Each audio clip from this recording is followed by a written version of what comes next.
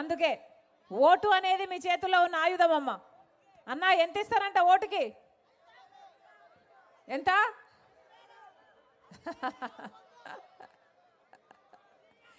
అన్న ఎవరు డబ్బులు ఇచ్చినా తీసుకోండి, మీ డబ్బులే. ఇసుక మాఫియాలు భూదందాలు చేసి సంపాదించిన డబ్బులే, మీ డబ్బులే. ఎవరు డబ్బులు ఇచ్చినా తీసుకోండి, కానీ ఓటు వేసేటప్పుడు మాత్రం ఒక్కసారి ఆలోచన చేయండి. ఎందుకంటే మీ జీవితాలే కాదు, మీ బిడ్డల జీవితాలు కూడా మీ ఓటు మీదనే ఆధారపడి ఉన్నాయి.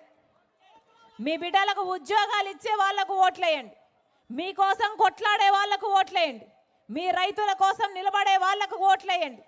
లేకపోతే 10 సంవత్సరాలు చూసాం కదా, మొదటి 5 సంవత్సరాలు చంద్రబాబు గారు ముఖ్యమంత్రిగా ఉన్నారు, తెలుగుదేశం పార్టీకి ఓట్లేస్తే. ఇప్పుడు 5 సంవత్సరాలు జగన్మోహన్ రెడ్డి గారు ముఖ్యమంత్రిగా ఉన్నారు, వైసీపీ పార్టీకి ఓట్లేస్తే.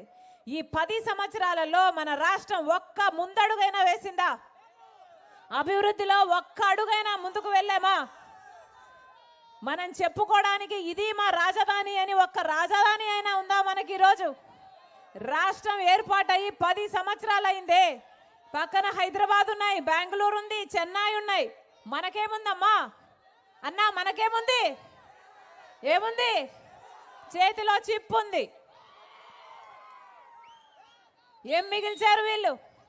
ఏం మిగిల్చారు? కనీసం చెప్పుకోవడానికి మా రాజధాని ఇది అని తలెత్తుకొని చెప్పుకోవడానికి ఒక్క రాజధాని కూడా 10 సంవత్సరాలైనా నిర్మించుకోలేకపోయామంటే వీళ్ళు ఏం నాయకులు?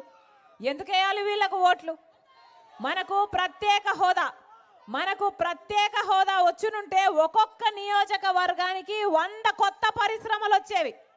ఎందుకంటే ట్యాక్స్ బెనిఫిట్స్ అంత అద్భుతంగా ఉంటాయి కాబట్టి. ఒక్కొక్క నియోజకవర్గంలో 100 కొత్త పరిశ్రమలు వస్తే ఎంత అభివృద్ధి జరగాలి? మన బిడ్డలకు ఎన్ని ఉద్యోగాలు రావాలి?